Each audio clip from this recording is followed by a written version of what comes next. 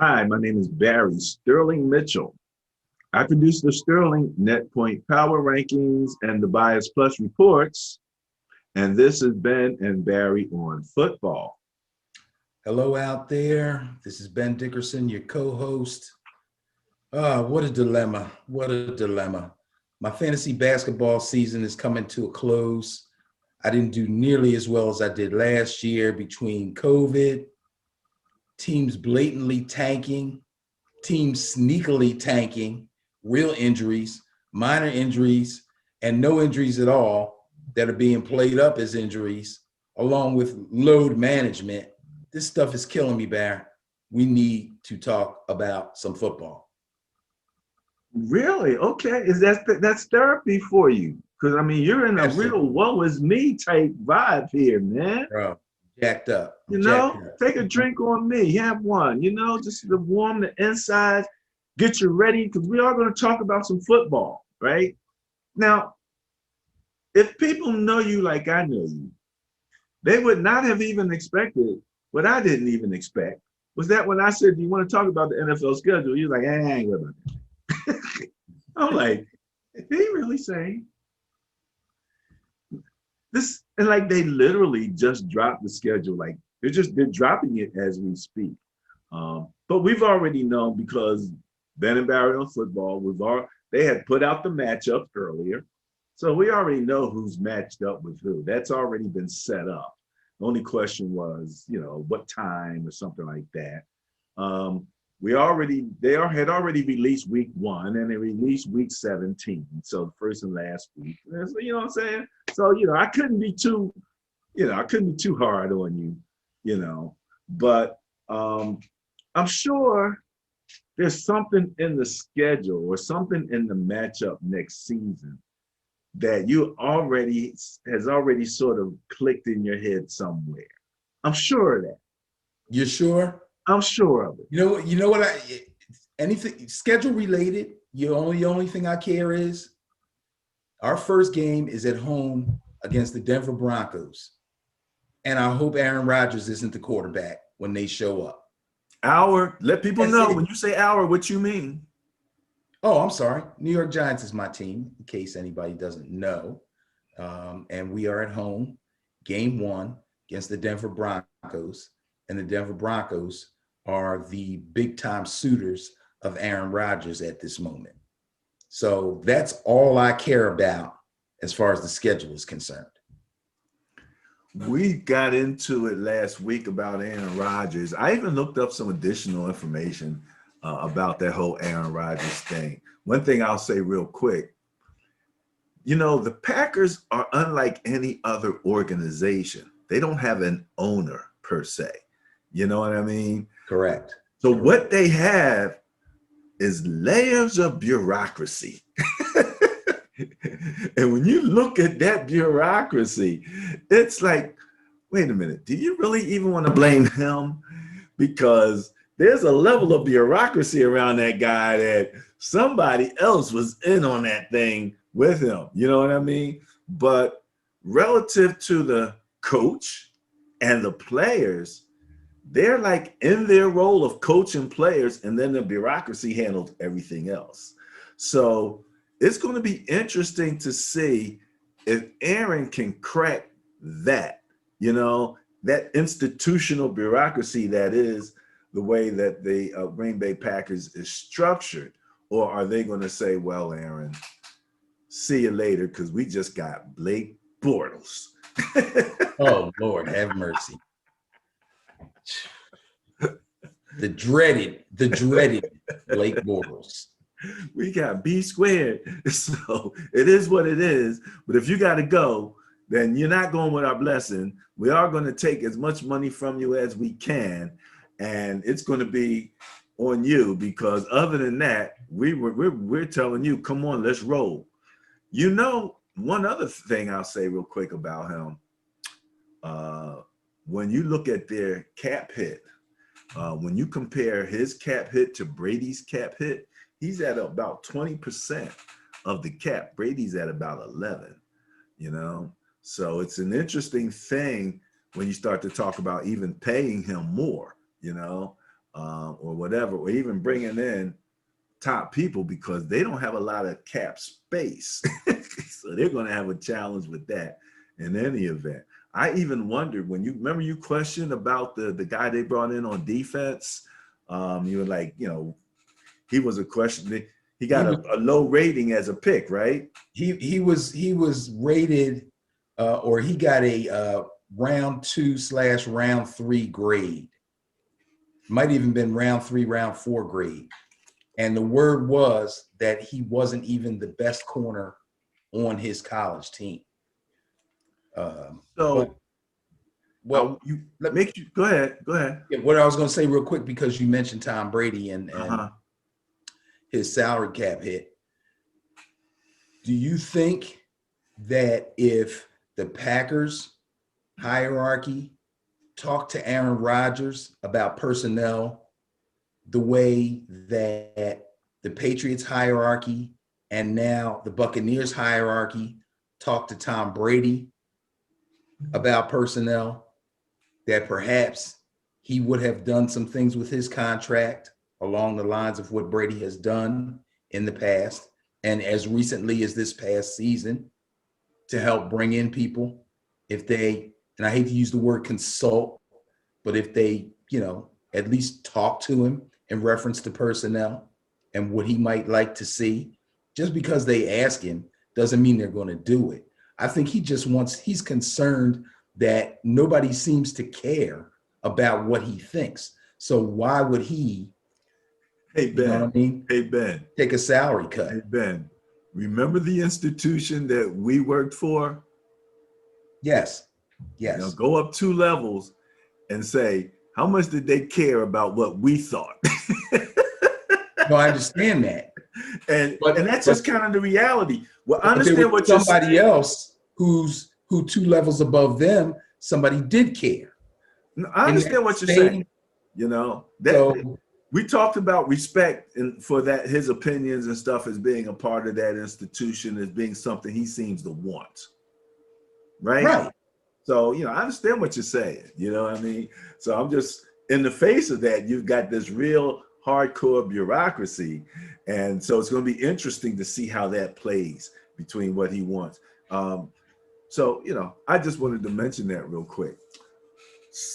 The next thing I did want to start to move on a little bit is we want to bring some perspective for the people who are out there watching and listening to Ben and Barry on football.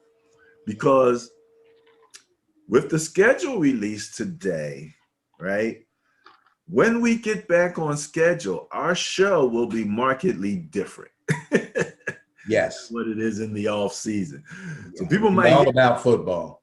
It'll be all about the games. It'll be about the games. Exactly.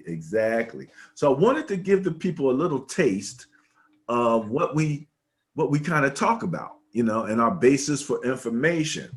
In the beginning of the show, as I introduce it, I always say, my name is Barry Sterling Mitchell. I produce the Sterling Net Point Power Rankings and the Bias Plus reports.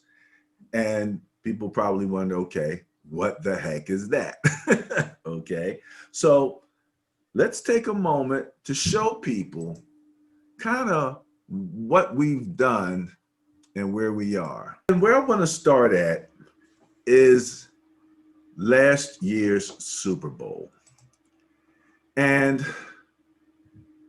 last year's Super Bowl, Tampa Bay Buccaneers versus the Kansas City Chiefs. The Sterling Net Point Power Rankings, one of the things that I do is I write a blog every week for the NFL Intriguing Game of the Week. And since there was only one game that week, Super Bowl 55, Kansas City Chiefs versus the Tampa Bay Buccaneers. And in the games, and when you have these matchups, we give what's called a bias plus score, okay? And the bias plus is the differential in net points and in turnover differential that favors the team with the higher of the net point and net turnover differential. So again, we'll talk a little bit about the net point rankings and how we use them to establish bias plus scores. But just to kind of show you, we have here that the bias plus score for the Super Bowl, 1.4 actually favored the Tampa Bay Buccaneers. So we don't always get it right, but we got that one. And so I invite people to go to facebook.com/SterlingNPPR. That stands for Net Point Power Rankings. Like the page and be prepared, because as this schedule comes out and as we go week to week, we are going to be ranking the teams by net points. We'll also provide you with the point for and points against. It's points that make the win or the loss. And so we focus there. And then the other stat that we focus on really hard is turnover differential. Again, giveaways versus takeaways, that differential. So it's almost like if you look at it on an economic basis, you could be making $1 million a year, but if you're spending $1.1 million, you're just broke at another level. You're -1. Whereas if I'm making 50 and spending 20, I'm plus 30. And so although our lifestyles might be a bit different at a particular time relative to our net wealth, it's going to be favoring that person who net differential is much higher. So when we looked at the Super Bowl, we had to take into account all of the net points and all of that good stuff. I'm not going to go through it 100%, but it was a great game. I truly enjoyed it. I do say here, lastly, both teams have speed. While the Chiefs have the edge, the Bucs are no slouches. Any mind farts like the Packers had at the end of their first half of the conference championship, where they gave up a last-second TD, will be very damaging. Keep an eye out for these scenarios. Despite the bias plus report, I think the Chiefs will be too much in the end, but what do I know? Enjoy. So I wanted to read that because the numbers are the numbers, and my opinion means nothing. Absolutely. Your opinion, however, is what we lean on to counterbalance my numbers. So, tell me just some thoughts running through your head about you having to deal with the Sterling Net Point Power Rankings and the Bias Plus reports. First of all, I love this whole thing. The Sterling Net Point Power Rankings are something that I got very interested in when you first told me about it. And to the point where I said, hey, do it again next year and let's see what happens. Remember that the first time you did it? And I said, do this again next year and see how it turns out. And I was amazed at the accuracy. And let me say this real quick. You made a statement that we're not right all the time, but we got this one right. We're right more than 60% of the time. Okay. And when I say we, I'm part of this programming and the show and all, but the net point power rankings are right more than 60% of the time. I forget the exact figure, but I think that's fairly impressive. Percent of the time, just under 70. I think that's tremendous. Okay. But I'll be hanging in there, bro. Yes, you do. Yes, you do. You know what I mean? But all I'm doing is just using whatever knowledge I've obtained over years and years and years of watching NFL football, watching college football, playing fantasy football, paying attention to players, teams, schemes, matchups, and I just try to put all that together. The bad thing about, when you're just doing this on a personal basis is you have to rely on a lot of information that you get from other people, obviously. But when it comes time to make a decision, sometimes your heart can play a part, and you have to kind of fight that. That would be my biggest drawback. But I've gotten better at that.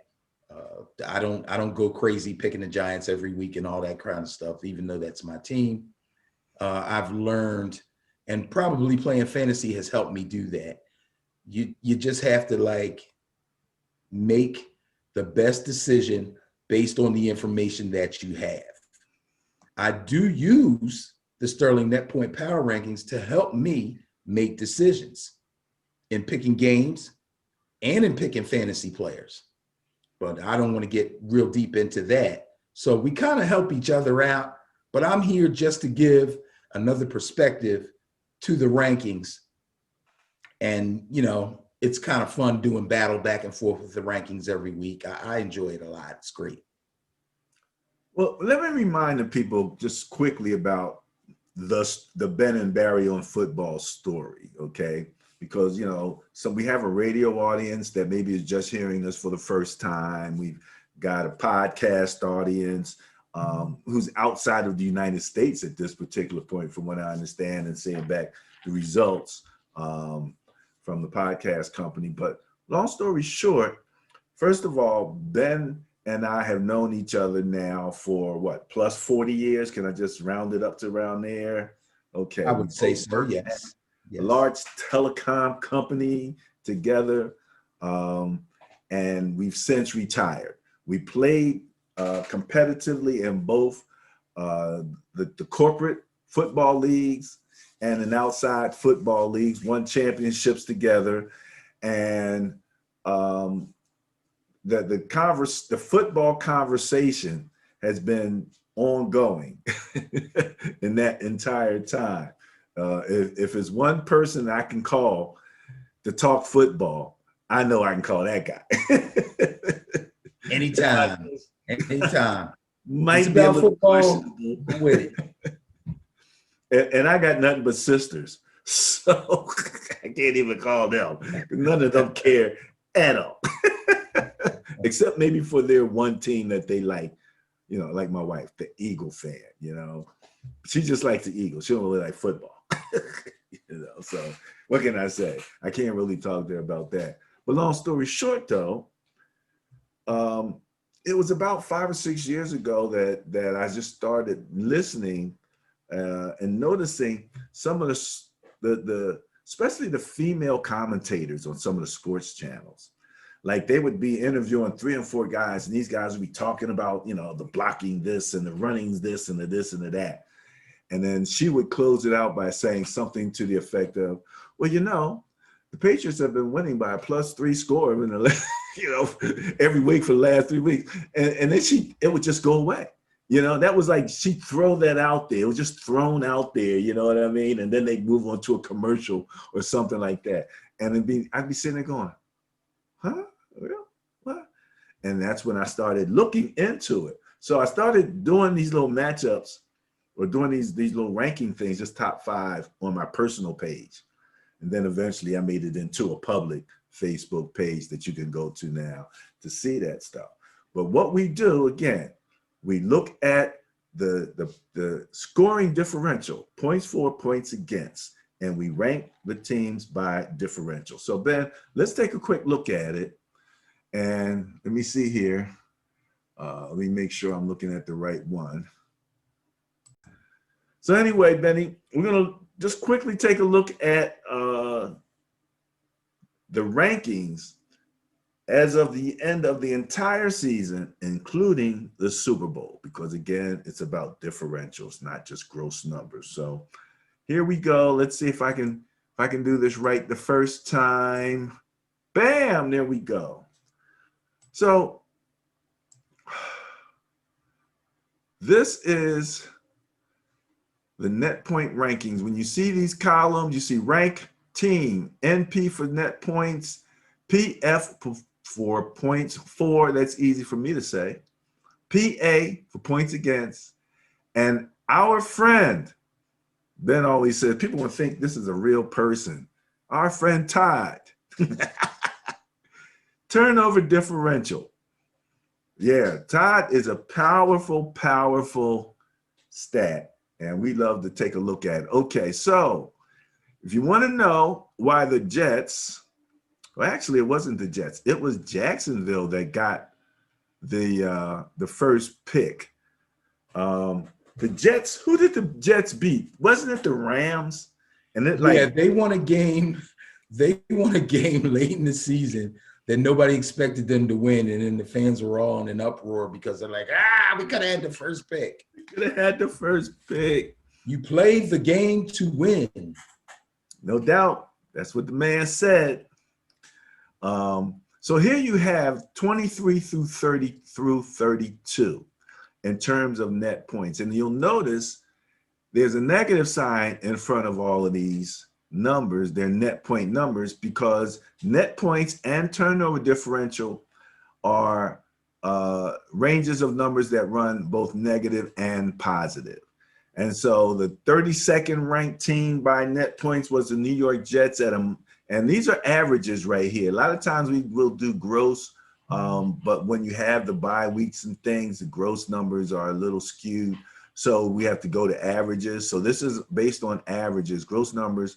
You could take these numbers and multiply it by 16 to kind of get an idea about what the gross numbers would be. That would be the total number of games. Anyway, 23, Carolina. 24, your New York Giants. 25, Dallas. That would be a minus 3.2, minus 4.8, minus 4.9. Then you got Houston coming in at 26 at minus 5. The Eagles, 27th at minus 5.2. Cincinnati, minus 7.1. Denver, minus 7.7. Detroit, minus 8.6. Jacksonville, minus 11.6. And the Jets, minus 13.4. So these teams lost by an average of those numbers for the entire season, okay? Right. Now, That's the best way to say it. okay. They averaged losing by that much. Exactly. The reason that the NFC got as much heat as they did, NFC East last year, is shown right here in the net points, where you have 3 of the 4 teams in the NFC East in that bottom 2, 4, 6, what's that, 8, 12 or so, 23 through 32, right? In that bottom group of teams. Yeah. Now, on the scoring side, all right, Chicago, it was 23rd. They were scoring 22.4 points per game. These are still averages. Still averages. And again, the total giveaway on averages is the decimal point. That's when you know you're dealing with averages there. 22.4 points per game, followed by Carolina, Washington, Philadelphia, New England, Denver, Cincinnati, Jacksonville at 19, the Giants at 17.5, the Jets in last place again at 15.2 points per game.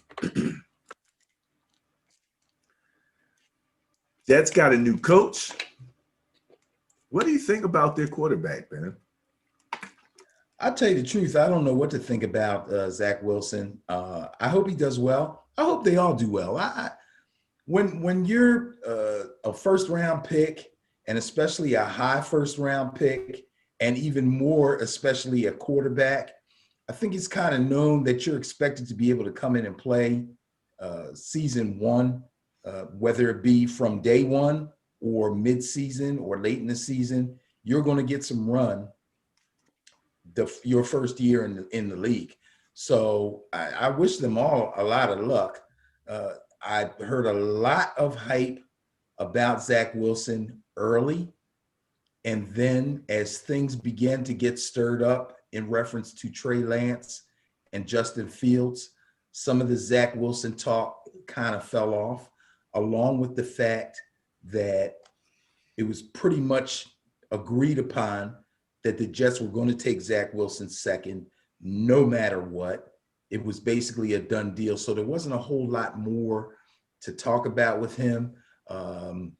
You heard the term off-platform throws being used a lot in reference to some of these quarterbacks, but it was used quite a bit in reference to Zach Wilson.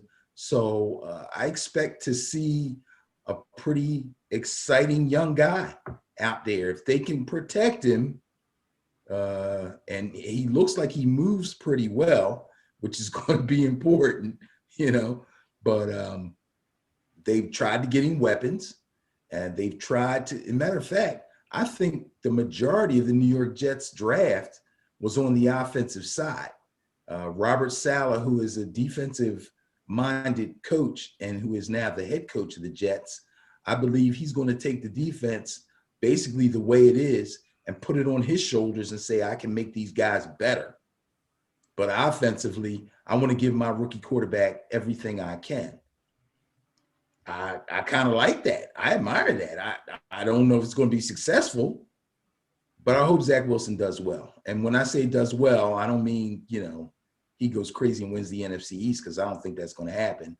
But I hope he's able to complete some passes, win a couple of games, and look impressive along the way. Obviously, it's a team sport. Yeah. Last in offense in terms of scoring.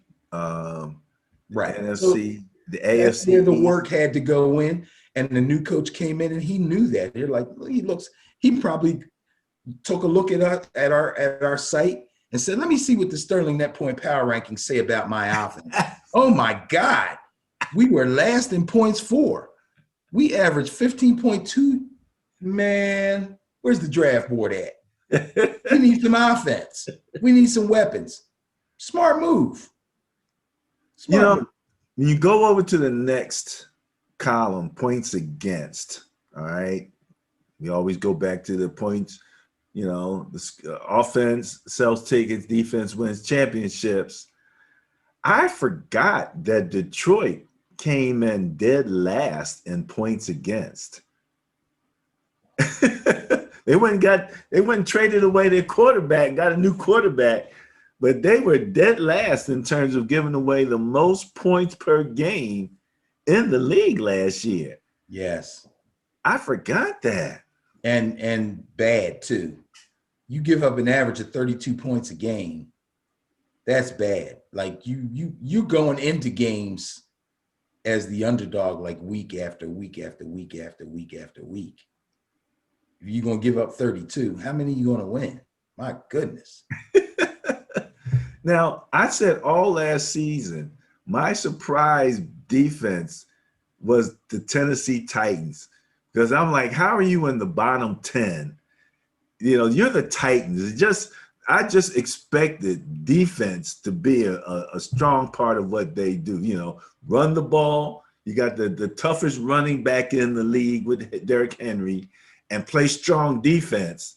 And your quarterback who has been just surprisingly good. You know what I mean? You can win with that situation. But, what is it with the 27 points per game that they're giving up? Yeah, they fell off defensively, and I don't think that was expected by a lot of folks. Even some of the so-called experts didn't expect Tennessee's defense to be one that would give up an average of 27 points per game. That's a lot. That's a lot.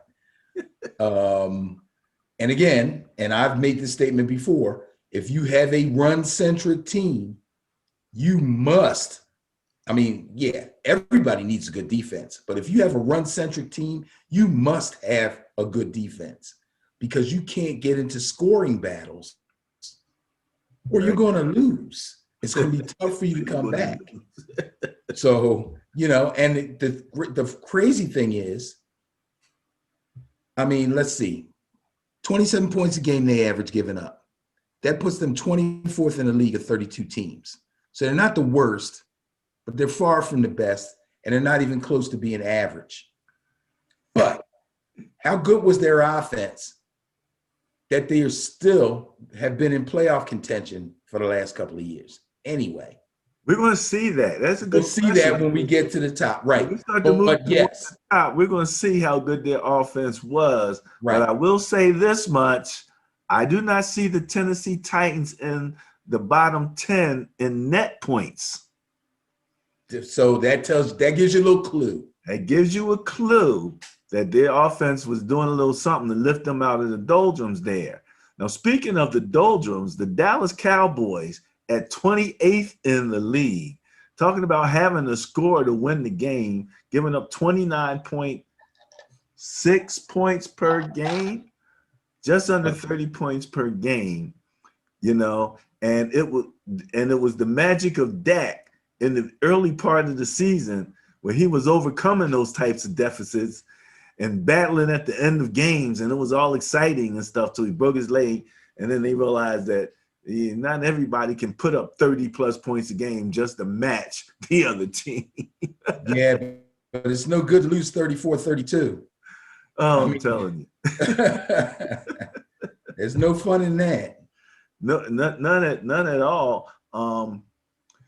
Interestingly, the Vikings defense just below Dallas, just above the Raiders. Now Jacksonville, okay, we understand. Jacksonville giving up 30.8, but and Detroit 32.4. So that's the bottom of your league in terms of how they finished out the season last year. And then we'll just look quickly at turnover differential.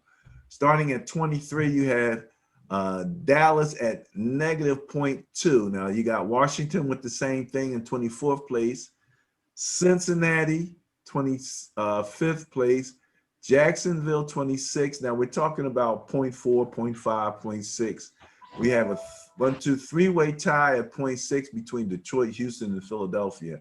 My beloved 49ers right down there at number 30. See, this is what happens. Remember you're talking about your heart? You can't change that number. That number is what it is, no matter how much that's your squad. When you look at that number, you're like, oh, that's bad. But, okay, we knew what last year. You know, I heard them say, Ben, they said, well, you know, everybody on the Niners was hurt last year. And the guy was like, you know, most of them, yeah. He said, no. Everybody on the Niners. It's like, not that much of an exaggeration. Not that much of an exaggeration.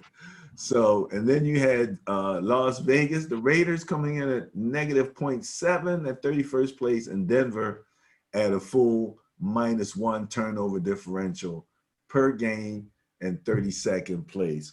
So now how much of that was Drew Lott? Well, let's not dump on Drew Lott. I'm asking the question. If we look at this list, I don't remember him being a bad quarterback. If you look at that list, what you'll see is just about, what is that, 9 teams there? 10 teams. I'd say at least 8 of them had quarterback issues. Oh, so remember, turnover differential is giveaways and takeaways. So if you have major quarterback issues, chances are you're giving the ball away. Now, not all the time. Your defense could be, you know, maybe not getting takeaways, but chances are you have more giveaways than your defense can support. And I would say at least 8 out of those 10 teams had quarterback issues. So that explains that right there, including Drew Lott. Oh, yeah. No doubt about it.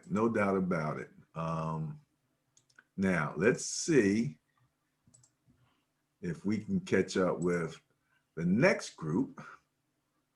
Okay, there we go. Here we go. Great. The next group here, that would be 11 through 22. All right. So now larger for our viewing audience. A little larger for the viewing audience, he says. How's that? That looks better. That looks better. All right. So starting with net points again, we're looking at the LA Rams at +4 net points. So again, that means that they've won by an average of 4 points. All right. And let's be clear. We got the teams ranked 11 through 21, right? Yes. So this is the middle group. Okay. We haven't hit the top 10. We've already looked at the bottom 10. So this is that middle group. These are those teams that could go either way, a little bit plus, a little bit minus. They're right in the middle. Yeah, that's good. That's I only brought it down because I want for the people to Vikings. make We don't sure want they to miss can the Vikings. see all of them. You know, I'll make it a Right. little bit larger so that you can see That's cool. a little more definite. Is that okay? Yeah, that's good. So 11, the LA Rams at +4. If you go to scoring, 11 was your Minnesota Vikings at 26.9 points per game. At 11, your defense was the Indianapolis Colts, giving up 22.9 points per game. And in 11, you had your New England Patriots with a +0.2 turnover differential per game. So the Patriots were in the positive on turnover differential. The Rams were just +0.4, and they had the number one defense, I do believe. We'll take a look and see who had the number one defense, but they were right up there. They were up there. Just below your Rams, again, your NFC West, the Arizona Cardinals at +2.7. Tennessee was +2.6. So we talked about Tennessee having a surprisingly weak defense. I don't even see them in this group right here, in that middle group in terms of offense at all. So they must be in top 10 in offense. Yes, yeah. Right. Again, you know, for the defense to have played so poorly, okay, that run-centric offense and Ryan Tannehill's resurgence was enough to at least keep them in the top 10 in point differential overall and in winning games and being in playoff contention. Yes. Well, not the top 10 in point differential, but the top 13 anyway, because they're number 13. Oh, yeah. Points. Right. Okay. Right below them, you have the Washington football team at -0.1. So they might have been losing, but it was close. They were giving out heck all season to a lot of teams last year, even in the midst of all their quarterback challenges that they were having. Alex Smith and some of the other guys that they brought in, and we're like, well, who's that? You know, and then they get out there and they were playing pretty tough defense last year. The Cleveland Browns below the Washington football team in terms of net points at -0.3. Below them, Chicago at -0.6. My Niners coming in 17th at -0.9. Atlanta -1.1. The Patriots -1.7. The Chargers -2.6. The Raiders -2.8. And the Vikings -2.8 also. What do you think is up with the Raiders? What do the Raiders need to do to become more competitive, Ben? I mean, they gave Gruden a 1 million year contract. He's going to be there longer than they might. The owner might change before the Gruden contract runs out. What the heck's going on over there, man? They got to fix that defense. They have to fix their defense. And I don't know. I haven't been paying attention to too many coaching hirings other than head coaches, but like coordinators and assistant coaches and position coaches. I haven't really been paying attention to that, but I would think that if it didn't happen already, that it needs to happen with the Raiders doing some coaching changes on the defensive side. I mean, we're talking about professional football players here, and I know, you know, people like to throw around the word that guy stinks and he's horrible and this, that, and the other, okay? But these guys are professional football players. They get paid to do this thing. Okay, and that they are physically skilled at what they do. Okay, but for them to get beat on in certain situations where they have had games in hand, those were embarrassing losses, and they were extremely bad mishaps on the defensive side of the ball. Something's got to be done about that. Or they're never going to be where Gruden wants them to be until they get that fixed. And I tell you what, the AFC West Is that the AFC West? Yeah, the AFC West. It's not the NFC West, but it's tough. And things are changing over there. And if the Raiders want to keep up, they got to fix that defense quickly. Someone said that no team has won a Super Bowl in the last X number of years without having a top 10 defense. I would agree with that 100% without even checking. So looking at the top 10 here in terms of our rankings, in terms of net points, points for, points against, and turnover differential. So ladies and germs, it's obvious then when you see that the Bias Plus report, which takes the differential between the differentials, between the net points of the two teams. So you see in red, Tampa Bay at 9.1 and Kansas City at 5.7 net points.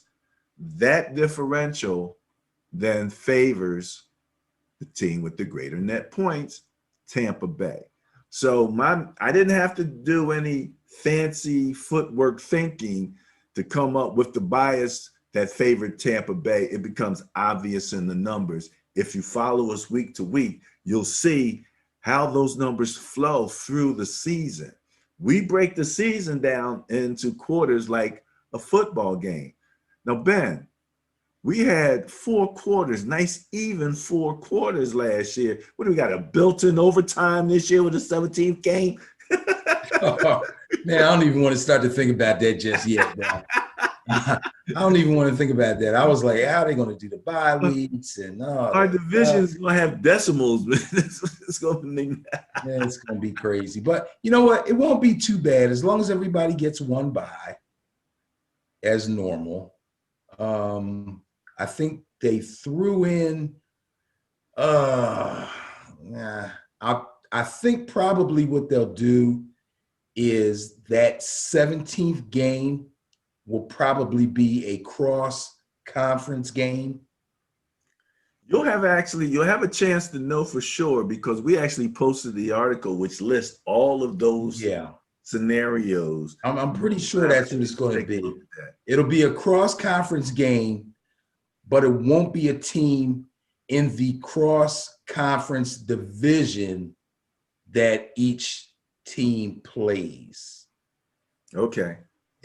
You got me on that because we talked about that before. I know, and it always confuses me. So, maybe we can have some of our viewers or our listeners write in and say, Barry, can't you understand? Help me understand. And if you're out there and you don't know what I just said, or you don't understand what I just said, or what I meant by what I just said, ask me. I'll tell you in detail. I'll explain it to you. He will.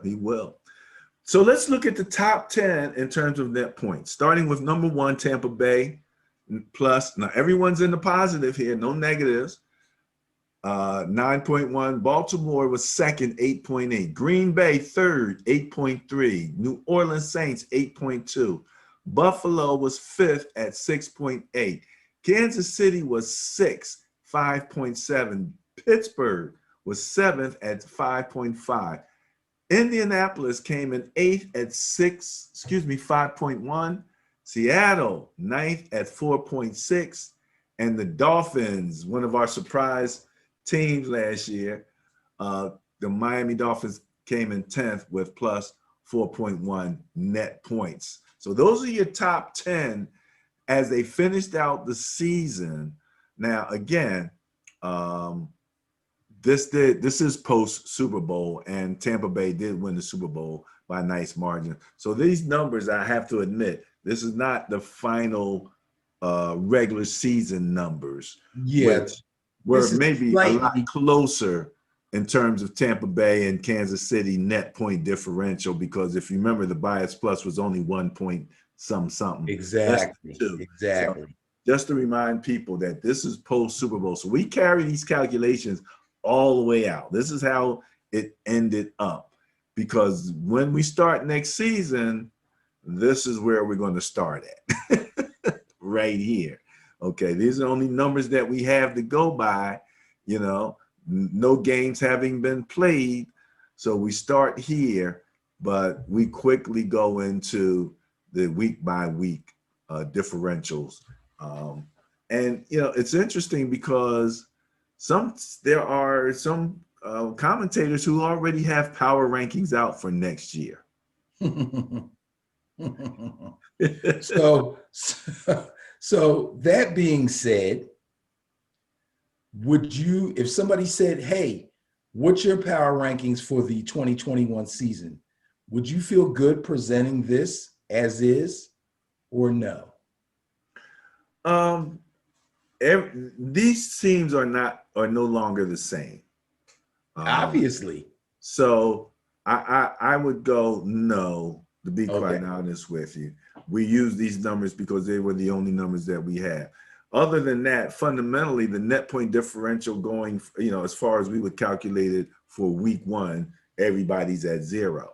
And it just goes from there. Right. And I don't really have a problem with that.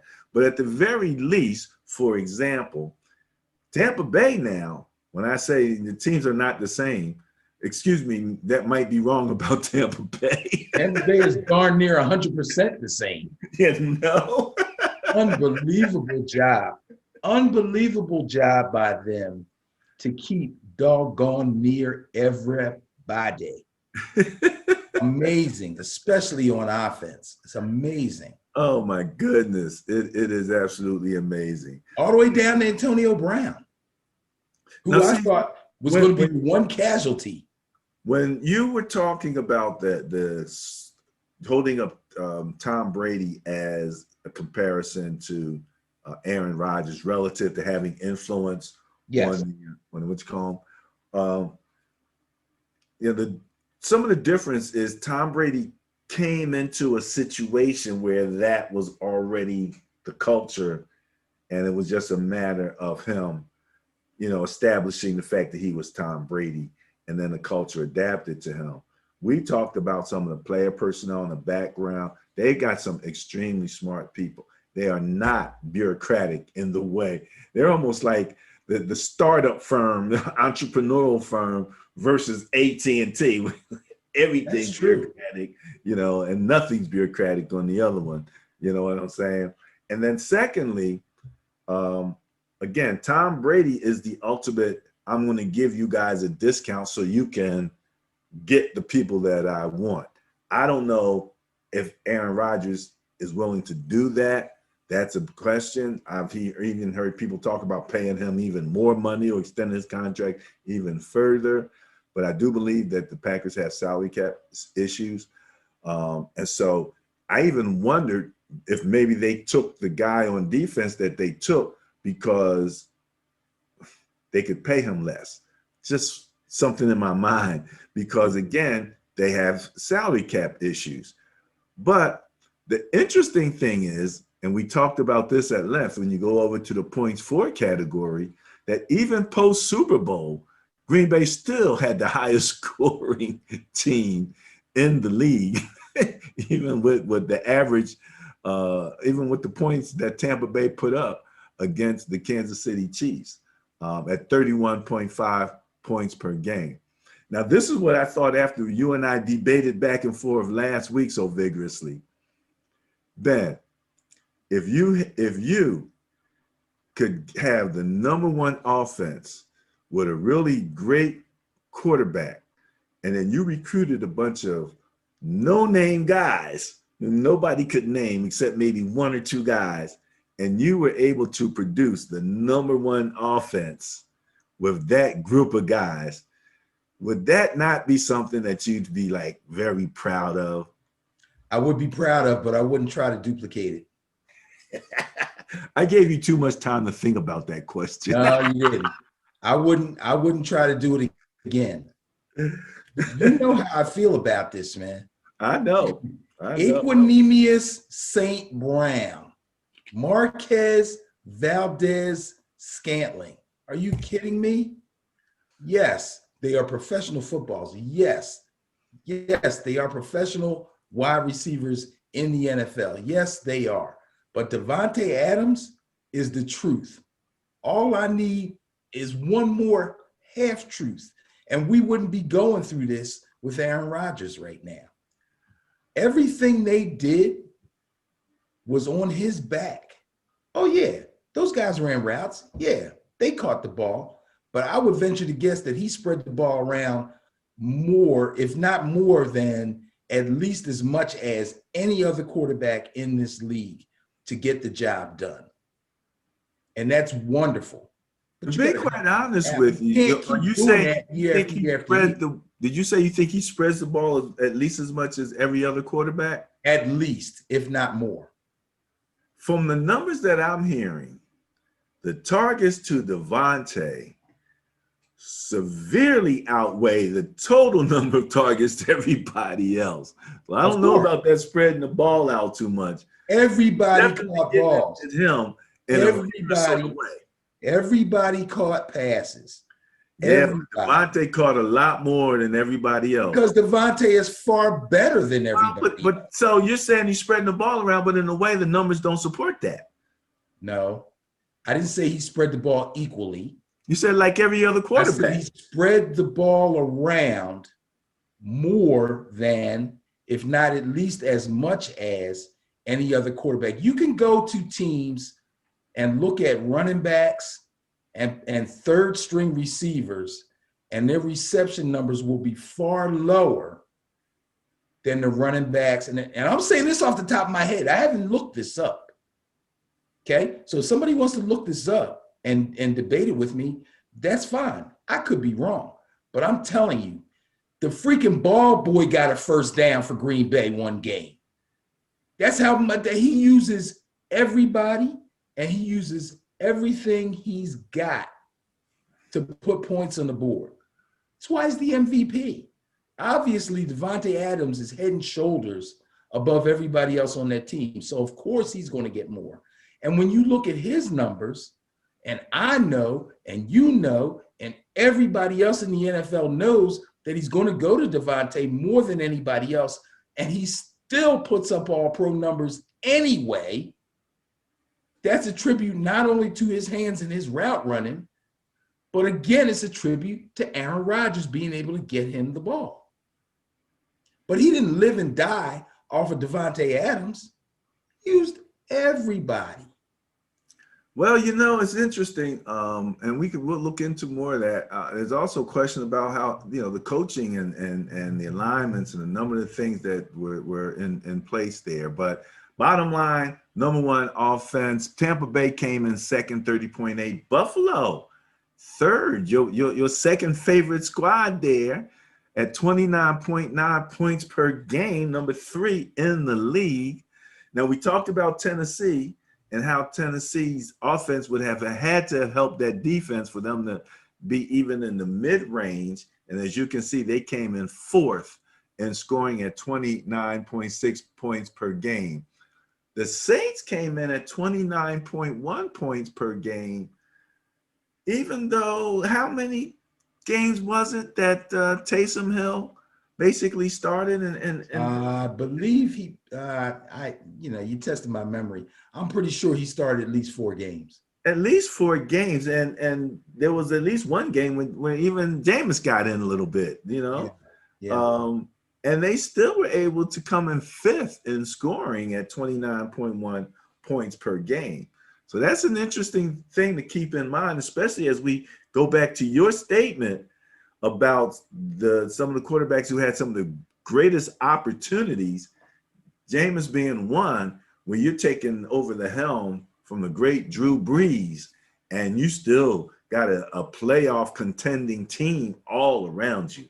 And now what are you going to do? I heard one commentator said if he can just get his interceptions down to 17, they'd be competitive, you know, out of the 30-some touchdowns that he normally throws in addition.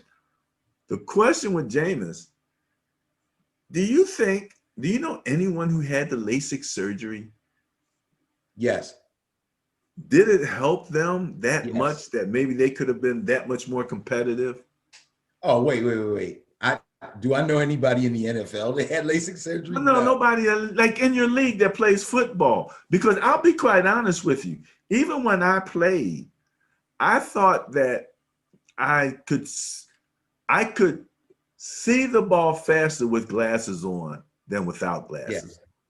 yes. But I couldn't play in glasses, and I didn't have the whole, the old, Yeah. the Eric You could Dickerson have got, glasses yeah, like your boy had on. you could have got, in fact, I even suggested that you get prescription goggles, but you decided not to. I never did. I was hard head. What That's, can I say? but I will say this, the few people that I do know that had LASIK surgery, and this has nothing to do with football, but overall said the change in their eyesight, the improvement in their eyesight was tremendous.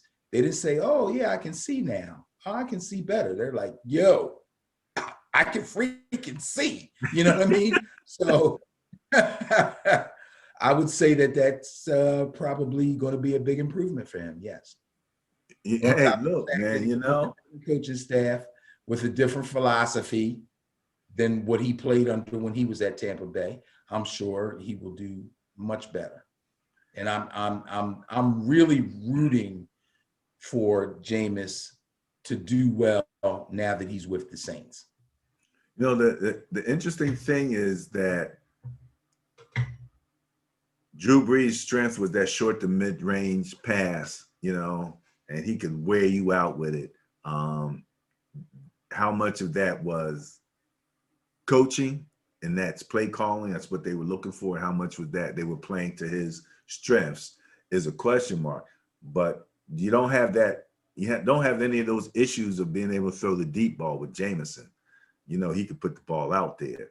So that's going to stretch the defense a little bit. But if he's still playing, if he's learned that short game, that intermediate, like in basketball, that those guys that can shoot a mid-range jumper, they always seem to wind up with 23 to 30 points a game very quietly.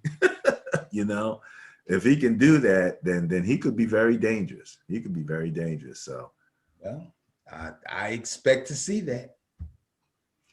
when we going back to the rankings here,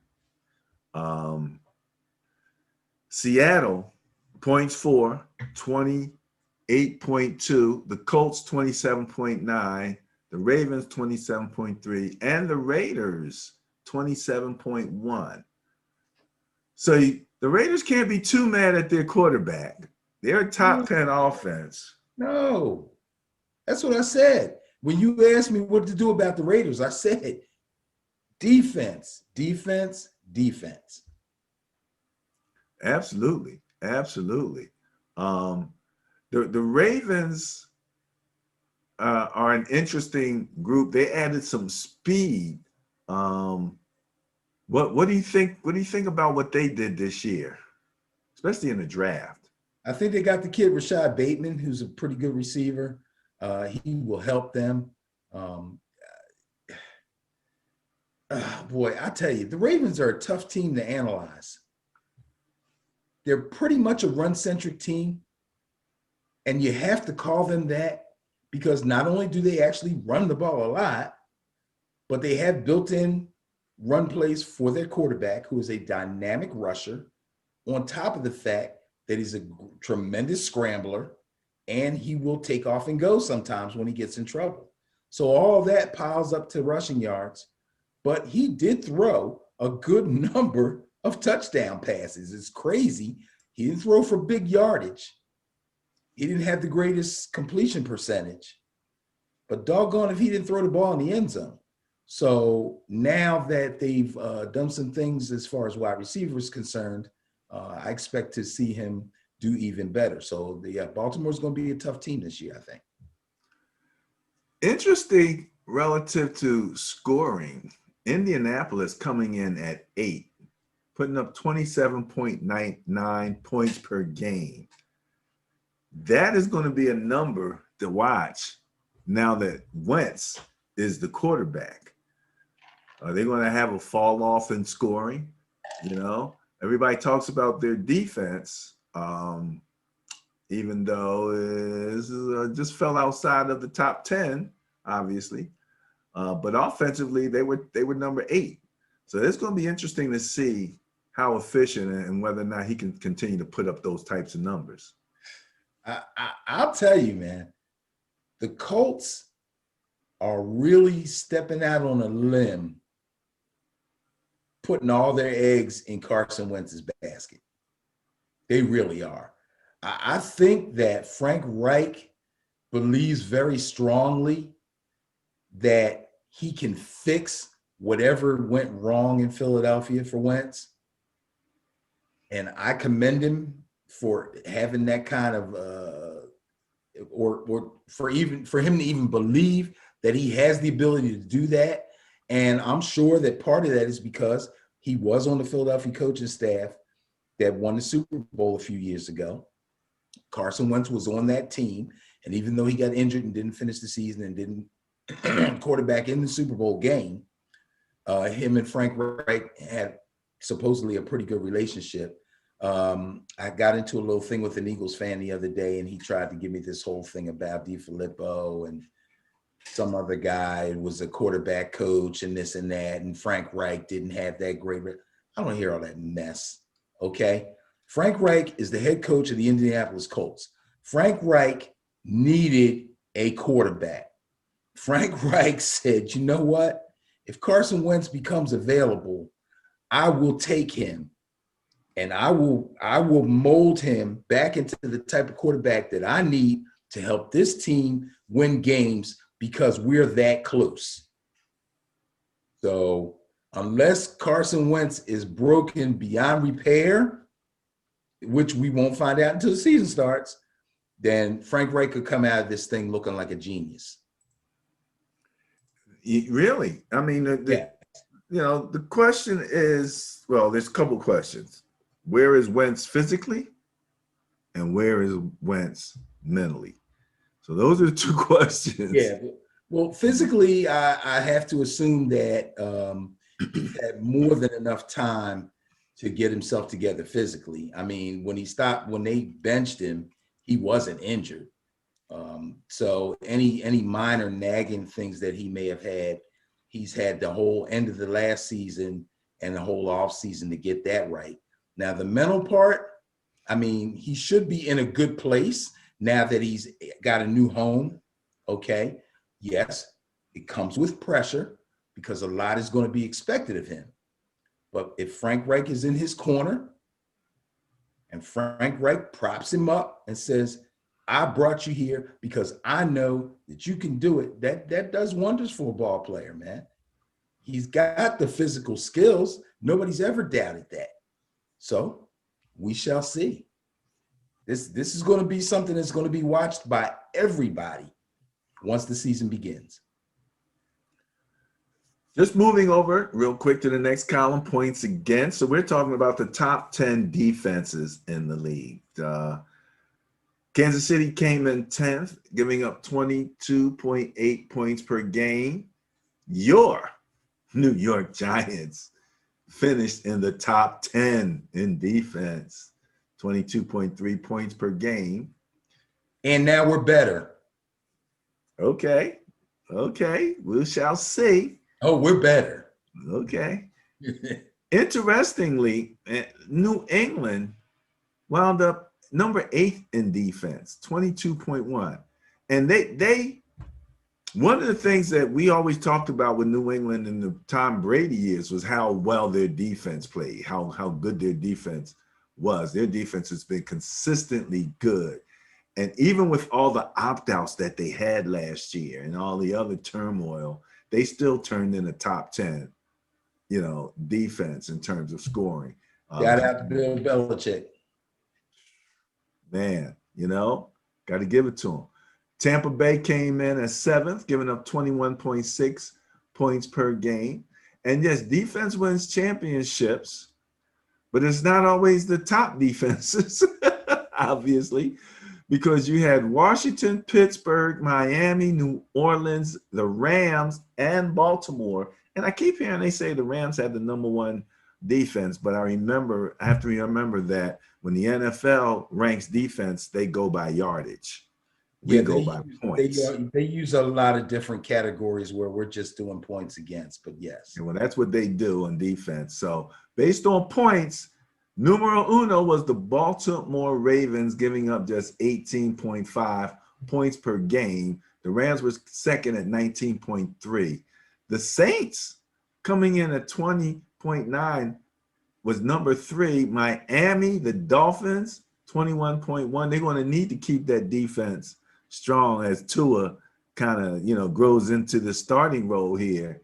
And Pittsburgh even coming in at number 5 at 21.2, actually tied with the Washington football team. So again, funny enough, you had the NFC East teams in the bottom 10, and then more than one NFC East team in the top 10 and when it comes to defense. How crazy is that? I'll tell you this. Pittsburgh better get themselves together because they started off really hot defensively. I mean, they were smacking people around. And by the end of the season, they had severely fallen off, severely. So I'd say if anybody's numbers are skewed, it would be Pittsburgh. Whereas Washington started off like they could be a good defensive team and just got better and better as the season went along. Same thing with the Giants. It's going to be interesting. They were talking about the matchups that they were looking forward to on the NFL channel, and one of my favorite analysts, Cynthia Freeland. I thought about you because when she was talking about the matchup she's looking forward to, Saquon against Parsons.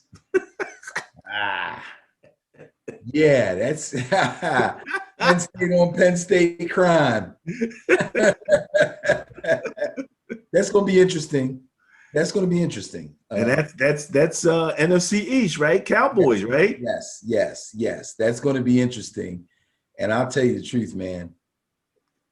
I know people were pulling for the Giants. Giants fans were pulling for them to take a receiver. But this was a very receiver-rich draft. I really wanted Micah Parsons. And you know what? If he's as good as I think he is, then, good for the Cowboys for getting him. But I really wanted that guy. But, Did you want Parsons as bad as I wanted DK Metcalf? Probably more. Impossible. You say impossible. Look, on my Facebook page today, a memory popped up. And in the memory, I said something to the effect of, well, I couldn't get DK, but rumors are the Bulls might get Zion. Oh, Lord have mercy. You know what? You know what? I love you, man, because you stick with your team. Stick with your teams. I cannot be mad at you. You haven't had the best luck in the world lately, bro. Hey, Zach LaVine, just be happy about that. You know what I'm saying? Hey, wait, we got a guy from, I don't know, from Europe or something like that. He looks like he's pretty good. You never know. It might have something happening there. But yeah, I wanted DK in the worst way. Now he's running 10-300s in Olympic trials just for the heck of it. Yeah, we gotta talk about that later too. Okay, we can definitely do that. So anyway, we were going down the defense here. Baltimore came in number 1, and just lastly, turnover differential. Tampa Bay came in number 1 at 0.7. Tennessee number 2, 0.6. Indianapolis number 3 at 0.6. Actually, you had a 3-way tie at 0.6 between Tennessee, Indianapolis, and Miami. Ben, let's just give Miami some quick love here, man, especially defensively. I tell you what, I thought the Buffalo Bills were about to embark on a 3, 4, 5, 6-year run of winning the AFC East. But doggone it, them Miami Dolphins are looking scary, man. They're looking scary. These guys line up and play you man to man all day long. And they got some pretty good D-backs in the draft, some pretty good young D-backs. And they're already young. And they've already shown that they're a tough out. Their whole thing is Tua. Can Tua hold up? Can Tua get the job done? They got him weapons. He has everything he needs. If they don't make a major dent in the playoffs this year, he might be out of there, man. He might be out of there. They might be looking for a quarterback soon. He's the only perceived weak link on that team. Yeah. It's going to be interesting to see how that all works out. All right. We're going to just jump over real quick to Ben and Barry on football, the Facebook page at BNBOF. And again, I remind you that as I get all these pop-ups here, that we are at facebook.com/BNBOF. We'll make that a little smaller. And so you can see this is the guys as we looked in the olden days. This was right before championship. A game, we were about to play a game. Ben was obviously very confident even then. Look at that. The pants are cut off right at the exact place at the top of the knee. The high white, sterling white socks, wristbands. Look at that. He's clean, ain't he? Jerry Rice would be proud of you. Yes. Jerry Rice would have been proud of you. Yes. Yeah. Dion did that too. Dion used to lay his stuff out on the floor in the locker room. Okay. His shirt. Jerry Rice did something like that. I don't know. Yes. You know, and when we go back and we think about all of that, again, you're still coaching. So reminding people that, you know, our heads are in the game, maybe in a different way. You know, you're a fantasy guy, big time in all of the sports, but especially in football, you know. And so I understand the benefit of that type of focus. As a Taoist, philosophically, I see weaknesses and strengths in everything, positive and negative and everything. But that's definitely a positive, you know. And then you're still coaching, so you still kind of have to think the game. You're still in that situation where you have to make in-game decisions, you know. Yes. Game plans, all of that Yes. kind of know your players and all that kind of And stuff. I do that while I'm watching the NFL too. I look at situations, look at down, I look at distance, I look at personnel, and I try to say, what would I do here? What would I do there? Should I punt here? Can I keep field position if I'm up, or start to take over field position if I'm down, so I can work my way into getting the score and getting the game close and this, that, and the other. Yes, I do all of that. That's remind people we coached together in Little League. Yes. Okay. Shout out to the Oakland Wildcats, you know, where we coached together in Little League. Now I'm a little different, right? I'm a little more academic, all right? MBA, bachelor's degrees, all of that, technology. But on the other side, I'm a Madden guy. So I'm, in a virtual way, have to make down and distance decisions. How do I overcome this weakness? I was particularly proud. I had to play a game, Ben, against the Saints. And this is the last of Drew Brees. He's still on the game. You know, he hadn't been removed yet from the game. Wearing me out. Wearing me out. And I had to replay the game. I replayed the game, and I made the adjustment, and I said to myself, oh, well, you know, in defense, you got to give up something, right? So what are you going to give up in your defense if you're playing Drew Brees? The long ball. Shut up. And I don't even play Madden. It's football. That's my whole point. It doesn't make any difference. If it's real, it's virtual, you have to make that same decision. And it's not even so much you're giving up the long ball, is you're going all out to shut down the short and intermediate.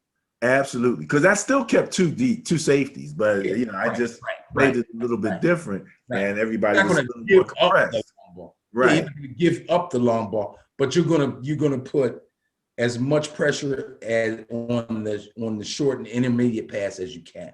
As you can, absolutely, and that was the only way I won that game. So you know, it's a little bit different, but it's a lot the same. And so our heads are still in the game in a lot of different ways. The other thing that I'm really enjoying right now about this off season is getting deeper into understanding the salary cap and those types of things that are such a big part of the other game that's being played.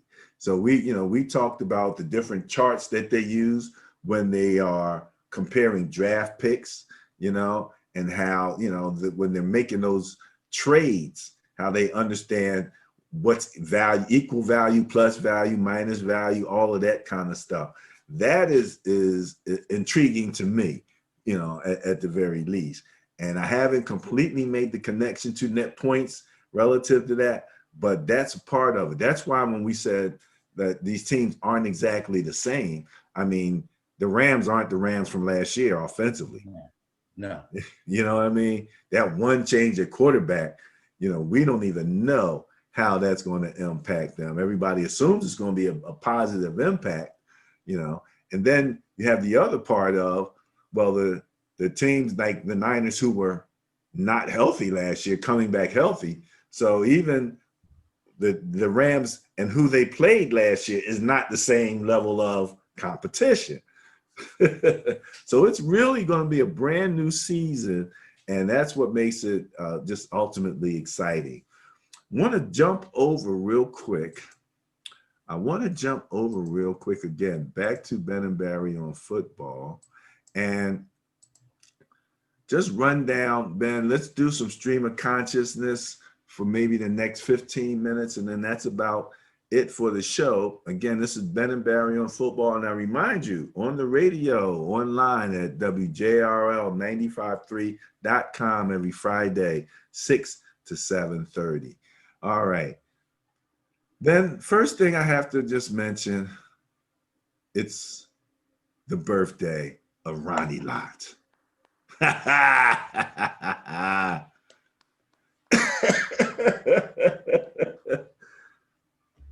My favorite player on my favorite I'm team. gonna pour a drink for Ronnie Lott. There you go.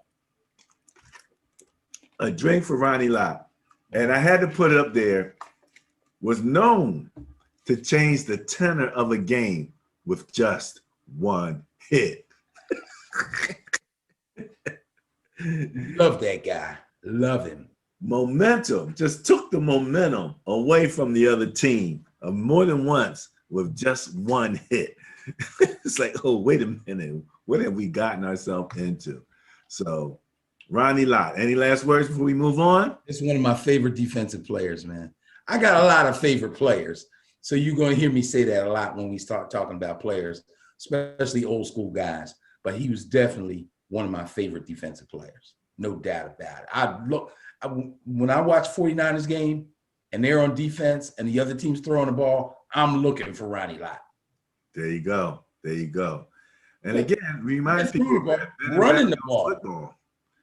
I'm sorry, say that one more time. I said, forget throwing the ball. He's running the ball too. Man, look. All right. So here we go, talking about the NFL going to London.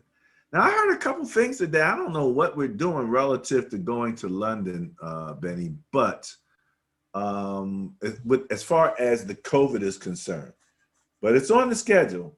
You got your Jacksonville Jaguars who apparently do very well in London. They're already on the schedule. So you have the New York Jets and the Atlanta Falcons and the Miami Dolphins and the Jacksonville Jaguars. Isn't there a Mexico City game also? They didn't mention that yet. Oh, okay. They didn't mention that yet. They're definitely pushing the Europe thing there. All right. So we knew before the schedule came out what week 1 was because they had already leaked week 1. All right. Anything, any matchups in particular you're interested in saying there? In week 1, you got the obviously, I'm a Cowboys. Giants fan. I'll run through it for the audience, for the radio audience, real quick. Cowboys, Buccaneers.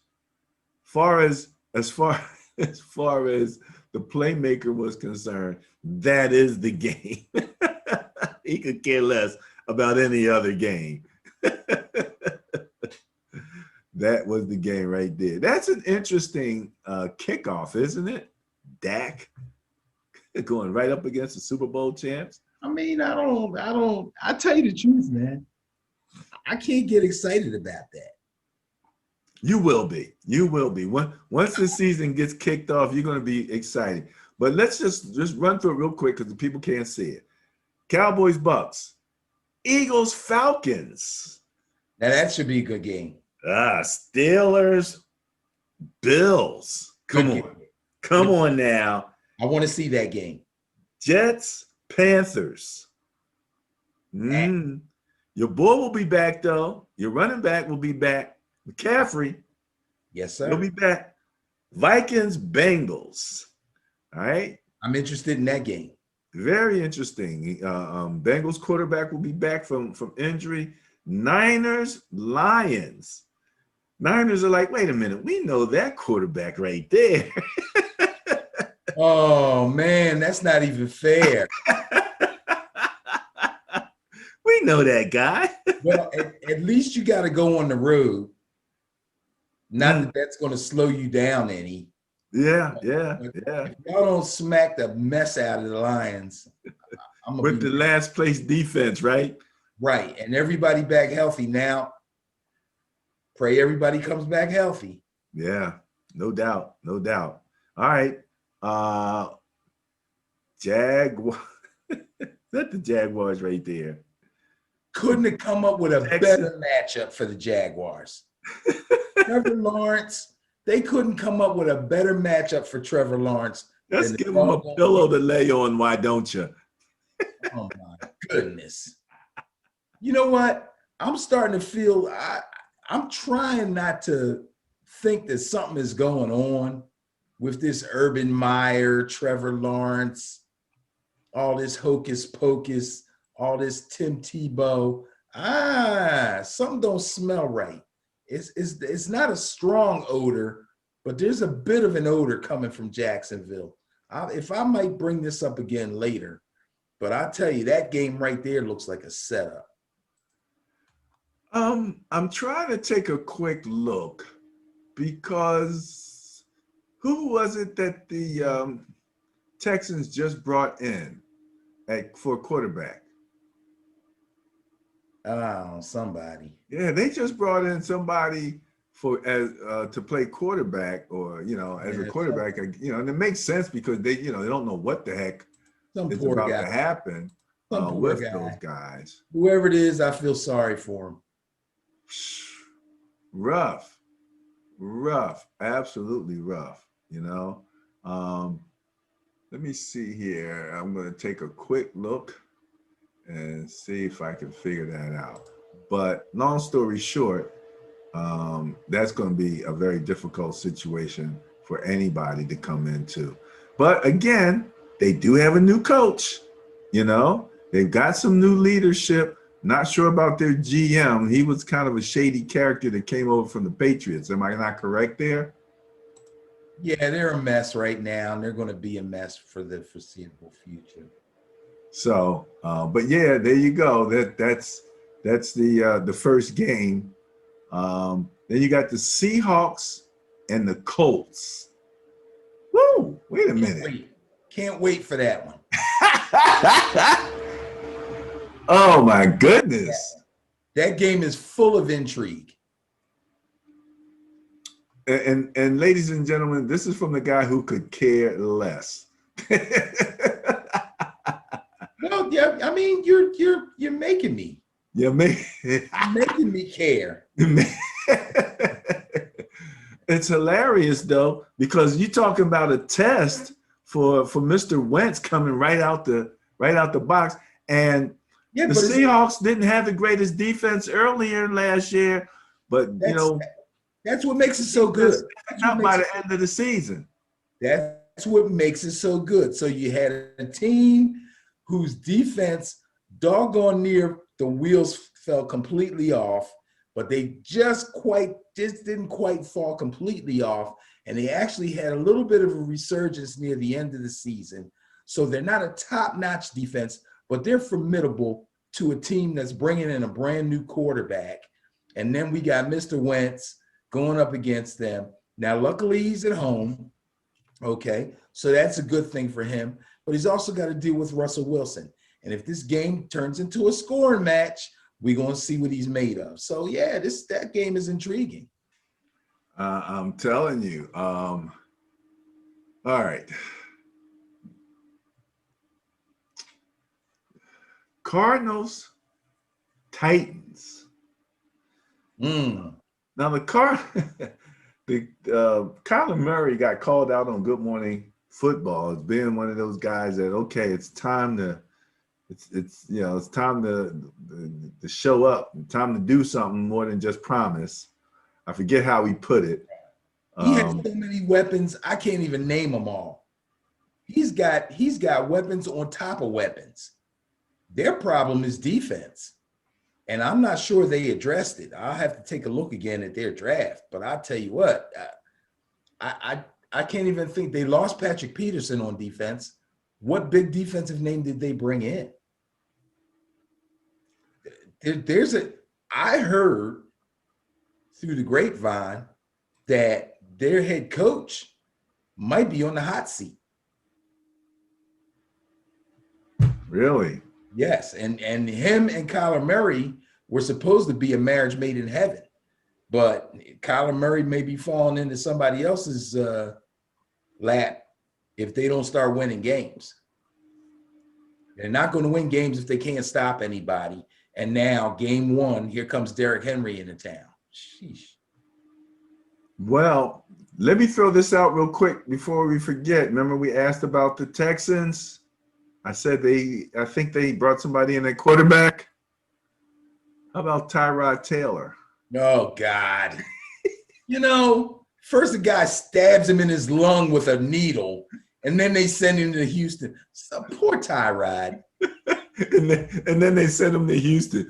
What's worse, the needle or Houston? Which I take the needle, man. Give me the needle. Give me the needle. No, not Houston. No. All right. Now this will be interesting. Ryan Tannehill, the veteran of all veteran quarterbacks, coming in against the child prodigy with the LA Chargers, with Herbert. Let's remember, Tannehill's not that old. He had a couple of Fitzpatrick. We're talking Fitzy with the Washington football team. Did I say Tannehill? Oh, you said Tannehill. Yeah. Oh, okay. Fitzpatrick. Okay. Yes. So we got Fitzpatrick, who, let's make no mistake about it, there will be a quarterback battle in Washington. Taylor Heineke could win that job. I don't think he will, but he could win that job. That would be big, man. That would be big and kind of crushing for Fitzpatrick too. He comes and gets beat out by Taylor Heineke. Right. All right. Now that wraps up the 1 o'clock batch of games, Benny, for opening day. Just real quick, the 4:25 batch is the Browns Chiefs, the Dolphins Pats, the Packers Saints, and the Broncos against your Giants. Browns Chiefs. I love it. Can't wait. Browns Chiefs. Chiefs have an entire new offensive line, right? Practically. Right. And the Browns have a real good pass rush that just got a little bit better. This is the Browns' chance early to make a splash. If somehow they win this game and they got to go to Arrowhead, so it's going to be tough, okay? But if they could somehow win this game, that's going to send shock waves through their division. Shock waves. Speaking of shock waves, the 425 other game is your Dolphins, which we had to give some love to, and the Patriots. Now you got Cam coming back. You got big questions about Tua, but there is another question in Patriot land. When this game kicks off as the first game of the season, is it going to be Cam or is it going to be Mac? I believe they're going to pretend that they're going to have a quarterback battle in New England, but it's only going to be pretend. Cam is going to start. I don't think Mac Jones is going to be ready. Unless Cam gets injured, we won't see Mac Jones at least till, I don't know. I mean, if the Dolphins win this game, if Cam starts this game and plays the entire game and Tua outplays him and or the Dolphins win, we might see Mac Jones round about game 7 or 8. Okay. Round about 7 or 8, eh? That's why they drafted him. They're not going to waste no more time on Cam. Either you get it done or you don't, bro. All right. Well, we talked about Jameson. We talked about the Packers. Who did they brought in a quarterback just now also, didn't they? Who, the Packers? Yeah. Bortles. We just talked about bringing in Bortles just in case. Wouldn't that be nice for Jameson? First of all, have to face Bortles instead of. First of all, for all the people that said Aaron Rodgers is a crybaby and why is he upset because they drafted Jordan Love and number one, they moved up in that draft to take Jordan Love. Number two, Jordan Love hasn't seen a speck of playing time. Means he hasn't earned a speck of playing time. Number three, they brought in Blake Bortles. Why do you need Blake Bortles? If you moved up in the draft, what, a year ago, 2 years ago, to take Jordan Love to replace Aaron Rodgers whenever he retired, got traded, quit, got mad, whatever, and he still ain't ready to the point where you have to bring in Blake Bortles and Mr. Crybaby was so upset that he had an MVP season. How can you say anything bad about Aaron Rodgers? I don't care what you think. If you think he's being childish, I don't care. I don't care about any of that. The man was the freaking league MVP with less weapons than anybody besides the Patriots, who had the type of season that you have when you got a mediocre quarterback and no weapons. He was an NFL MVP. The man's like 37, 38 years old. He had one superstar receiver and one superstar running back, and everybody else on that offense was fair to middling, and he led the league in scoring. And now people are mad at him because he's upset that nobody even asked him about who they should get in the draft.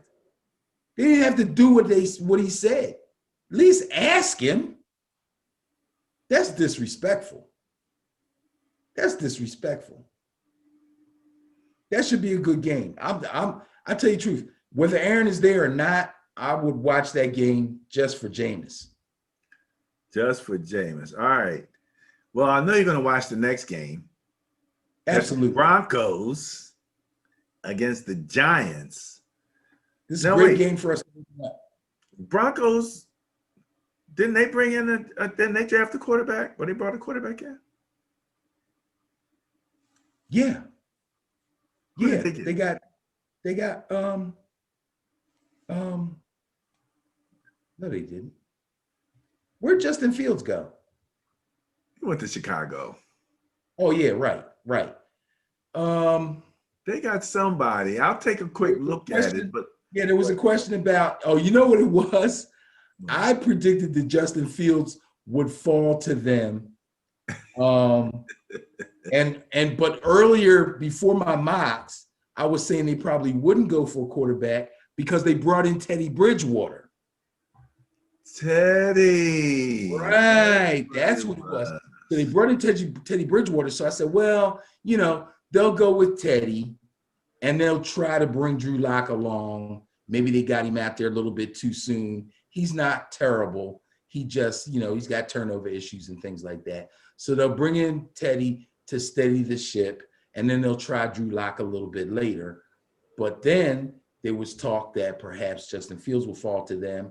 But then there was an issue about his epilepsy and the altitude. So, forget all that stuff. As long as Aaron Rodgers doesn't go to Denver, I'm loving my first week in the NFL this season. I'm looking for a big win, and that's the name of that tune. That's all I care about in that game. That's all about the Giants. Saquon's back, baby. Saquon's back. Let's see how that all works out. Okay.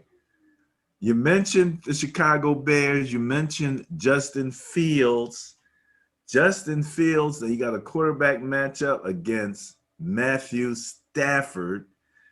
Justin Fields is going to get initiated by the number one defensive tackle in all of football.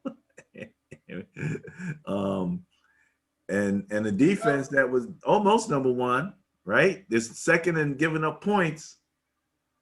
So the challenge is upon him. Aaron Donald, number one defensive tackle, number two defense in points, and your rookie quarterback in Justin Fields, unless you think Nick Foles, who I hear is being quite nice to Justin Fields. Nick Foles knows that if he's going to continue to make a living in the NFL, he's going to get used to wearing one of these hats and carrying the clipboard and having the earpiece in his ear. So yeah, he needs to take Justin Fields under his wing. Not to mention that it's the right thing to do. But here's the crazy thing. Justin Fields, I don't think is going to be ready for a while. That means they're going to have to go with their initial hookup, which was Andy Dalton. So Andy Dalton's going to start this game unless, something happens in training camp or something. Andy Dalton will probably start this game. Crazy thing is, Andy Dalton only had one season in the NFC. He played the rest of his career in the AFC. Justin Fields is a rookie. But Matthew Stafford knows the Bears very, very well. That's true. That's true. Playing that division his entire career. Yeah. So, yeah, look out, Chicago. Rams are coming. And that's your Sunday night game in week 1. Last but not least, Monday Night Football. So Monday night, no, I'm going to say Monday Night Party. That's a Sunday night song, isn't it? Anywho, Ravens, Raiders. Everything starts with an R at 8:15 on Monday night, first week. Woo. I mean, I'm trying not to pick the games. I'm just trying to decide if I think it's going to be a good game or not. Although I did just pick the Rams to beat Chicago. And I picked the Giants to beat the Broncos. But other than that, I just want to see a good game. So this is a game that I'm going to watch and see, did the Raiders improve their defense? Because the Ravens are going to come right at them. They're going to come right at them. They're going to run the ball down their throats. They're going to try their best to do that. They're going to send the house at Derek Carr when the Raiders have the ball. And They're going to try to show off Lamar Jackson and his new receivers. So, yeah, this will be an interesting game to watch too. Yeah, doggone it. I pretty much said everyone's going to be an interesting game except for one. I keep thinking about Darren Waller and his growth into this next season. See how he does and how they continue to utilize him as a weapon. Tremendous player. Amazing. He's one of those Kittle-like guys that you can, isolate him on guys and know you got, even if they double him, you can still go to him because he'll beat that so often just with his speed. Okay. Well, that wrapped up week one. We'll be back to week one, in week one when we, talking about those games and talking about the bias plus reports for the matchups that's about to happen. All right, Benny, you said you wanted to talk about this, and we're going to wrap this puppy up with what it is that you said you definitely wanted to have something to say about. I forgot already what I said. I'm sorry? I forgot what the subject was. I meant it when I said it. I just can't remember what that was. There's your subject. Oh, DK. Yeah. So, first of all, let me just say, the man ran a 10.36 100 meters against true track athletes. And if you watch the race for the first, 20, 30 meters, he was holding his own. And then he just basically got walked. But the fact that he's not even really in track shape, he's kind of like halfway in track shape, halfway in football shape. He was obviously the biggest guy out there. He had very little training time, and he did really, really well. I got to give him kudos for that. But the reason I said I wanted to talk about this, because this goes back to a subject that we talked about last week in reference to the NFLPA and the owners reminding the players that if you get injured training or working out away from the facility, you may not get paid. You have a season-ending injury, you get your contract voided. What did I say last week was my greatest fear with this? Right, that he pull a hammy or something. Right. But here's the thing. After using the guy from, and I forget what team it was, the guy that blew out his Achilles and his season, right. They actually used his name and used him as an example, like they were trying to scare everybody, okay, for that same NFL to come out and praise decaf, then praise DK and show video of him training to prepare for this race is a complete contradiction. Not to mention that in today's NFL, it's expected of the players to train and work out and keep themselves in shape year round.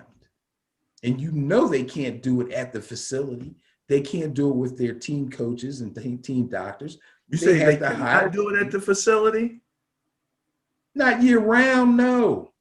I would think the facility would be a year-round option. No. Why not? No. These guys, not in an organized capacity with coaches. You can go in, you probably go in, but you can't set up time with the team strength coach and all that stuff. But I mean, if you weren't at the facility, you'd be out someplace else with somebody else. Yes. Working out. Could you bring those people to the facility no, they can't do that. I don't think they can do that. Not to mention that most guys in the offseason go home And home is usually away from, a lot of times it's away from the city where they play. And even if they are in the city where they play, their quarterbacks call and everybody meets them in California, or everybody meets them in Texas, or, some warm weather place. And they train together and they work out together. Or these guys got their own gyms in their houses, or they go to a gym. They have their own trainers that they hire, their own strength coaches that they hire, their own speed coaches that they hire, and all that stuff. And they work out on their own, and they're expected to do that. So my question is this, or the other point that I like to ask you about is this. This kind of, as I remember, it kind of came up as a question with voluntary training.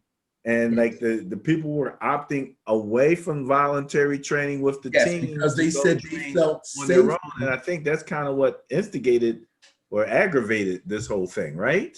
Yes.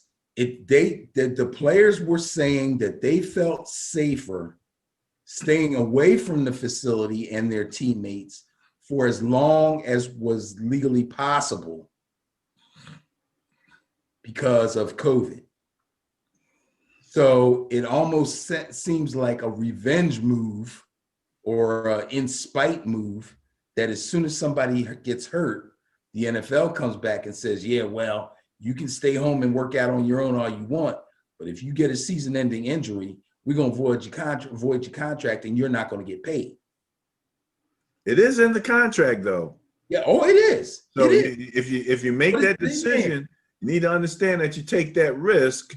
Yes. And so I'm not completely mad at him. The other thing is this, and we talked about this also. There, but it hasn't been a point of contention until the players said, we don't necessarily want to come in for OTAs or voluntary workouts. It's voluntary. So we're saying we don't want to come to voluntary workouts. Even though it's called voluntary, the coaches expect us to be there. So we're telling you right now, chances are we're not going to be there because we don't want to be around everybody in the facility.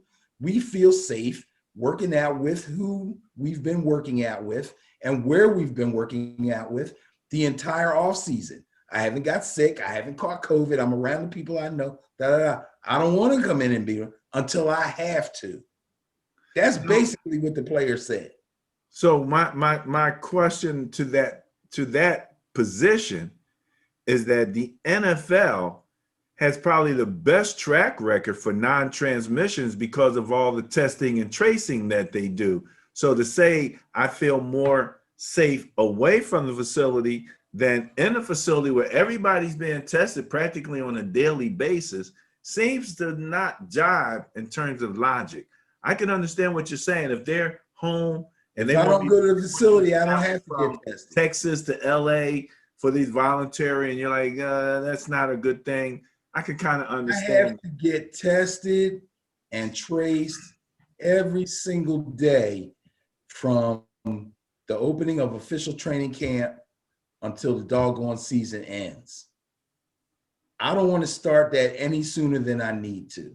I don't want them going up my nose every day in May and June. I don't want them going up my nose. They can go up my nose come July and August. Right now, well, I've been tested and I'm good, and everybody I'm working out with is good.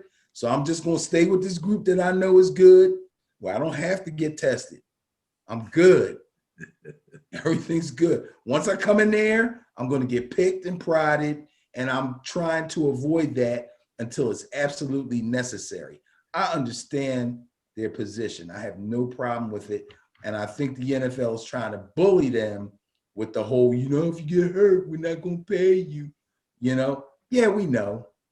Even if we didn't know, we know it's in the contract now. Everybody let us know it's there. So we know. So what am I going to do now? Write in and let me know. Damn, I better go work out. Huh? I want to know why these players don't take out their own insurance. Then they used to take out insurance like Lloyd's of London or someplace where, a lot of them do.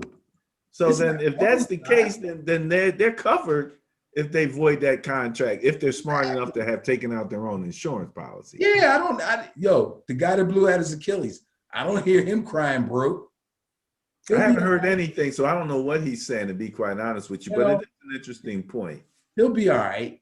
I just think that it was kind of cuckoo for the NFL to try to bully them. Like they're going to go, oh, damn, I can't keep working at home. I better get to the facility and work out because if I get hurt, who thinks like that? You can't be a football player and think like that. No, lawyers think like that, man. Okay. Well, lawyers don't play football. All right. I think we have reached the limits of our time. You get the last word. You know, my last word is, bro, go Noles. Peace out.